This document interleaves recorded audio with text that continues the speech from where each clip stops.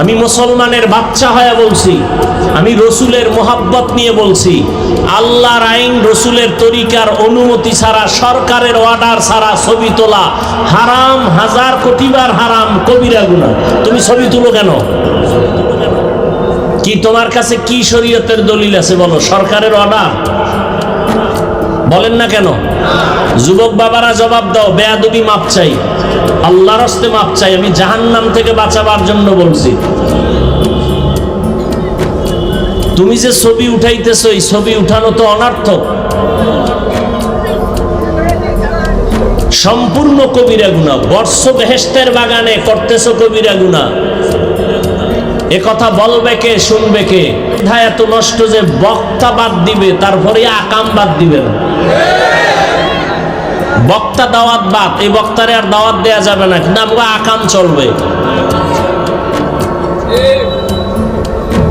কে বলবে এই কথা, কে শুনবে এই কথা? আল্লাহর জন্য বললাম, রসুলের মোহাব্বতে আল্লাহ আমাকে মাফ করেন করেন। This is a story of Meera and Sanjay. Sanjay wanted to give Meera a special proposal, so he কিছু হোক বা না হোক, বলার দায়িত্ব আমার। ওয়াজাক্কির ফাইন্না যিকরা তানফাউল মুমিনিন। কোরআনের আয়াত, আলোচনা চালায় যাও, মানুক আর না মানুক, ফায়দা থেকে খালি না। একটা লোক যদি হেদায়েতে আসে না, আর অনর্থক ছবি তুলে কবিরা গুনাহ। হাদিস শরীফ খুলো, ব্যানার দি লাগাও আহলে হাদিস, তোমরা হাদিস মানারই কই? হাদিসে আছে ছবি তুলনেওয়ালাদের আযাব কিয়ামতের দিন বেশি হবে।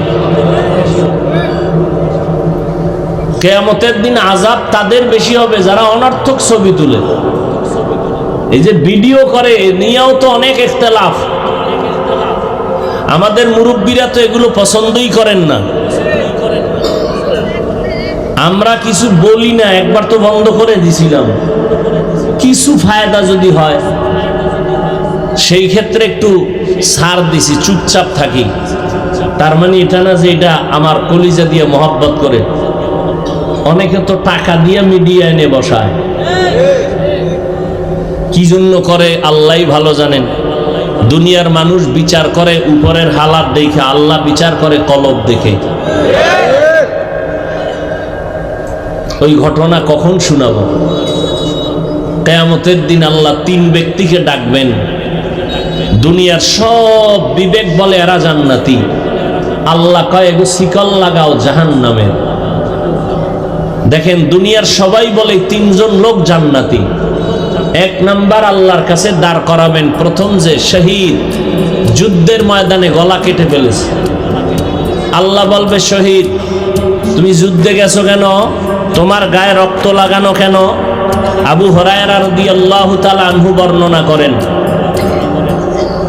শহীদ বলবে, আল্লাহ দ্বীনের জন্য যুদ্ধ করেছি। আল্লাহ কয়, এটা তো দুনিয়াওয়ালারা সবাই জানে তুমি দ্বীনের জন্য করছো। না, আমি আল্লাহ তো তোমার ভিতরের খবর জানি, তুমি নিজের জন্য করেছো। মানুষ তোমাকে জানো যোদ্ধা বলে, মানুষ জানি উপরেরটা, আমি জানি ভিতরেরটা। অতএব তুমি দুনিয়া কামাই করার জন্য করছো, দুনিয়ায় তুমি বাহা বাহা পেয়েছো। যাও, এই জাহান্নামের ফেরেশতারে ধর, শিকল লাগায় জাহান্নামে নাও। সহিহ হাদিস। দ্বিতীয়বারে ডাকবেন আমার মতো আলেম মাওলানা, আসো। এই মাওলানা সাহেব, তুমি আলেম হইছো কেন? বলবে, আল্লাহ দ্বীনের দাওয়াতের কাজ করব। না, তুমি তো দ্বীনের জন্য করো নাই, করেছো নিজের জন্য। মানুষ তোমাকে মাওলানা না বললে কষ্ট পাইতা, কেউ জানে না, আমি তো জানি। আমি তো ভিতরেরটা জানি, তোমার অন্তর। শেষবারে আল্লাহ বলবে, রে ধর জাহান্নামের ফেরেশতা, শিকল লাগায় জাহান্নামে নিয়ে যাও। তৃতীয় ব্যক্তি হবে দানবীর, দান সৎকা করে, মাদ্রাসা মসজিদ করে, কালভার্ট করে, রাস্তাঘাট করে, এতিম অসহায়কে সহযোগিতা করে। এরও ধৈর্য আল্লাহ বলবেন, কেন করছো? কয় তোমার জন্য। কয় না, আলহাজ না লেখলে মেজাজ গরম করতি, কেউ জানে না, আমি তো জানি। টাকা পয়সা দান করছো, নামটা ছোট কইরা লেখছে, মনে কষ্ট পাইছো, কেউ জানে না, আমি তো জানি। তুমি তো দুনিয়ায় দান সৎকা করছো, তোমার নামটা সাইনবোর্ডে থাকবে দানবীর। তাহলে তুমি দুনিয়া পাইছো, আসলে যা চাইছো তা দুনিয়ায় পেয়ে গেছো। আমার কাছে কিছু নাই। জাহান্নামের ফেরেশতাকে ধরে শিকল লাগায় জাহান্নামে নিয়ে যাও। কিসের বড়াই করেন? আল্লাহ হেদায়েত দান করুন। তো রমজানের রোজা আল্লাহ ফরজ করেছেন। আল্লাহ ডাইরেক্ট যদি বলেন এত কিছু ঘুরাই ফিরায় না, আল্লাহ যদি বলেন হুকুম দিলাম রোজা রাখ, ডাইরেক্ট আল্লাহ না বলে একটু ঘুরাইয়া বলছেন মায়া লাগাইয়া, ও বন্ধুরা। আল্লাহ খুব মোহাব্বতের ডাক হলো মুমিন। মুমিন মানে আল্লাহর বন্ধু ছাড়া অন্য কেউ, আল্লাহর মুমিন ছাড়া আল্লাহর অন্য কোনো আপন কেউ নেই। আল্লাহর সব থেকে বেশি আপন বন্ধু যারা মুমিন তারা। এক নাম্বার আল্লাহ কয়, এই আমার বন্ধুরা। বন্ধুরে ডাক দিছে, বন্ধু তো বন্ধুর সাথে মহব্বতে কঠিন কথা বললেও মানতে বাধ্য। এই জন্য আল্লাহ প্রথম ব্যবহার করলেন, তুমি আমার প্রিয় বন্ধু। তোমাকে একটা কথা বলি, কি রমাজান আসতেছে, বরকতের মাস, একটা রোজা রাখবা। তো সেটা কেমন? সারাদিন না খায়া থাকতে হবে।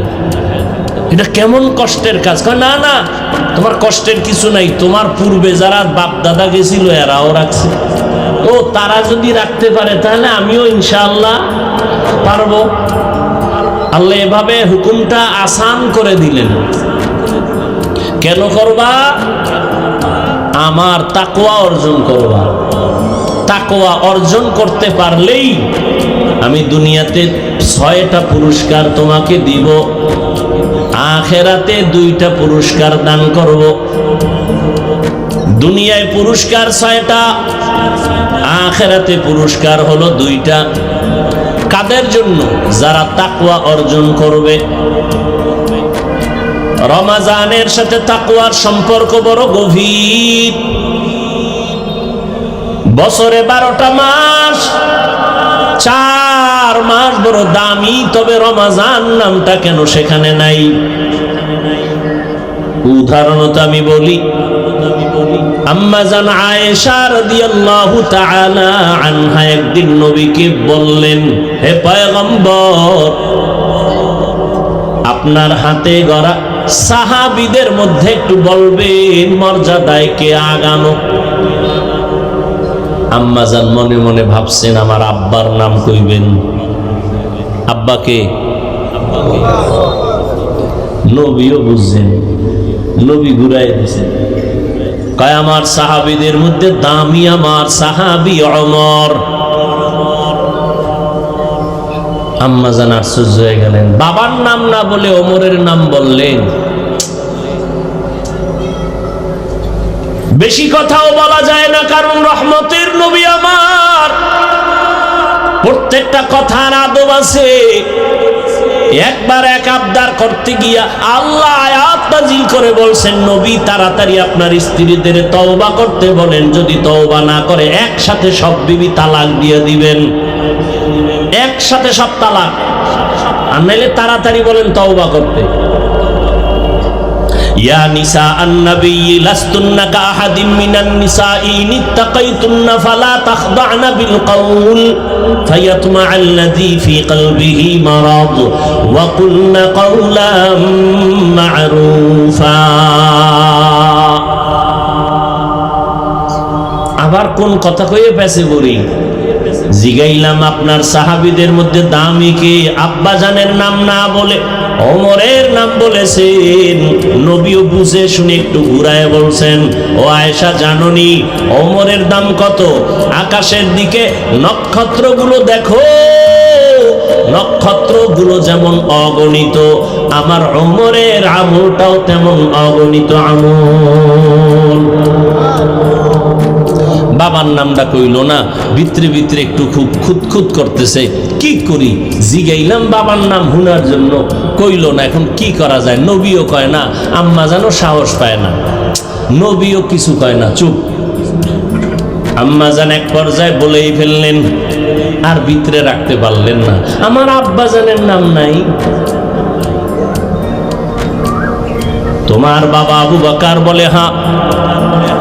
তোমার বাবা আবু বকর নামটা তো স্পেশাল,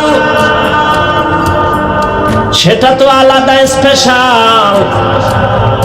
বছরে 12টা মাস, 4 মাস হলো দামি, রজব, জিকদা, যুলহিজ্জা, মুহররম, রমজান। কই আল্লাহ কয় এটা তো স্পেশাল। আবু বকরের নামটা কেন বলি নাই? আবু বকর আমার স্পেশাল সাহাবী। কেমন সাহাবী জানো? সারা দুনিয়ার আমার উম্মতে মুসলিমের নেক আমল যদি এক পালায় দেও, আমার আবু বকরের মাত্র 2টা আমল যদি ভিন্ন পালায় দেও, আমার আবু বকরের 2টা আমলের পাল্লা ভারী হয়ে যাবে।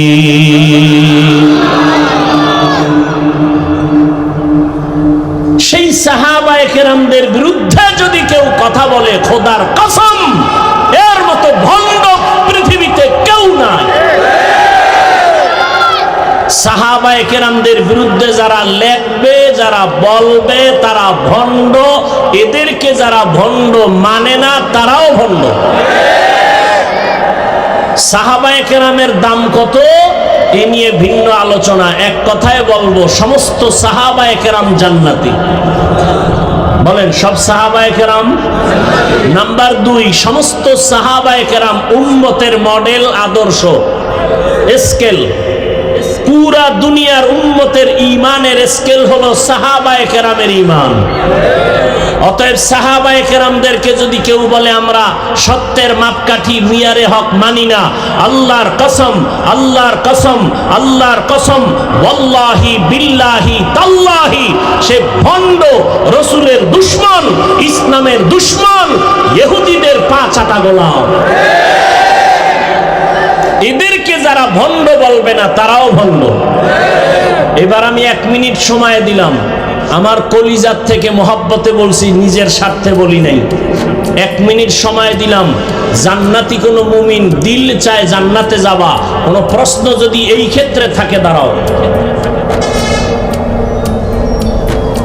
দুশমনের সাথে কোনোদিন আতাত করা যাবে না। সে আমার বাবা হলো, রসুলের দুশমন, সে আমার দুশমন, ঠিক না? আমি আমার আব্বাকে মানি যদি আমার আব্বা আমার রসুলকে মানে। আমি আমার পীরকে মানি যদি আমার পীর আমার রসুলকে মানে। যে মানে না আমি সে তাকে আমি মানি না। মানি তারে ভিডামু, বেয়াদবি করবো, দরকার নাই। আমার দরকার কি? আমার আল্লাহ আছে না, এত টেনশনের কি আছে? কি আপনারা বলেন তো, এই জমিনের মধ্যে ওয়াজ মাহফিল কম না বেশি? আগের তুলনায় মাদ্রাসা কম না বেশি? দেওবন্দি কওমি মাদ্রাসা একটু কমছে না, বাড়ছে? আচ্ছা, তাবলীগ? সত্য কথা বলতে কইছি, কিন্তু আপনি মানেন না মানেন সেটা ভিন্ন। তাবলীগ কমছে না বাড়ছে? চরমনাই বলেন, উজানি বাড়ছে? আপনাকে বিরোধিতার ফল কই? আজীবন বিরোধিতা করলেন, ফলাফল তো একটা দরকার। কি ফল পাইলেন এই 50 বছরে? তা আমার একজন জিজ্ঞাসা বাড়লো কেন? আমি বললাম দুশমনের বিরোধিতার কারণে বাড়ছে। আবু জাহিল্লা মক্কায় ঘুরে আর কয় মুহাম্মদের কাছে যাবি না পাগল। যারা মোটেও যাইতো না, এরাও কয় এত সুনাম শুনলাম, হঠাৎ করে পাগল কেন? দেখতে যাই। দেখতে গিয়া কালেমা পড়ে মুসলমান হয়। চরমনাইকে যদি আরো বাড়াইতে চাও তো আরো বিরোধিতা করো। তাবলীগ যদি আরো বাড়াইতে চাও তো আরো বিরোধিতা করো। কওমি মাদ্রাসা যদি বাড়াবার চিন্তা থাকে তো বিরোধিতা চালাও, আরো বাড়বে। কেমন বাড়বে? প্রত্যেকটা বাংলার ঘর হবে এক একটা কওমি মাদ্রাসা ইনশাআল্লাহ। আল্লাহ হেদায়েত দান করুন। এবার আসেন আর একটা প্রশ্ন করি, সত্য উত্তর দিবেন। তাবলীগের দ্বারা, কওমি মাদ্রাসার কারণে, দেওবন্দীদের কারণে, চরমনাইয়ের কারণে, উজানির কারণে আমার দেশের কি পরিমাণ মানুষ বেনামাজি হয়েছে? যুবকেরা বলো বাবা, তুমি আমাকে তোমার উল্টা সাইডের মানুষ মনে করো কেন? তোমার আল্লাহ আমার আল্লাহ তো এক, তা তুমি আমাকে ভিন্ন মনে করো কেন? তোমার অন্তর এত পচা কেন? তোমার নবী আমার নবী, তোমার কোরআন আমার কোরআন, কাবা, ধর্ম, কালেমা, তা তুমি আমাকে আলাদা মনে করো কেন? কি বিষয় কি? আমি পাঁচকল্লি মাথায় দিছি, অন্য টুপির বিরুদ্ধে তো বলি নাই, তুমি আমারটার বিরুদ্ধে বলো কেন? আমি কওমি মাদ্রাসায় পড়ি, কই আলিয়ার বিরুদ্ধে তো বলি নাই, স্কুল কলেজের বিরুদ্ধে তো বলি নাই, তুমি কওমির বিরুদ্ধে লেখো কেন? আমি তাবলিগের লাইনের সন্তান, কই তুমি যারা তাবলিগ করে না তাদের তো গালি দেই নাই, তুমি তাবলিগওয়ালারে গালি দাও কেন? কি বিষয়টা কি? কি চাও তুমি? তোমার অন্তরের হালাত কি? তুমি 10টা গালি দাও, আমরা কি গালি জানি না? গালি শিখতে কিতাব লাগে নাই, এ তো ল্যাংটা অবস্থায় মুখস্থ করে ফেলছে, তোরা দুইয়া ফেলাইতে পারি, গালি দিয়া দেই না কেন? রসুলের আদর্শ লালন করি, রসুলের জীবনে কোনো গালি নেই।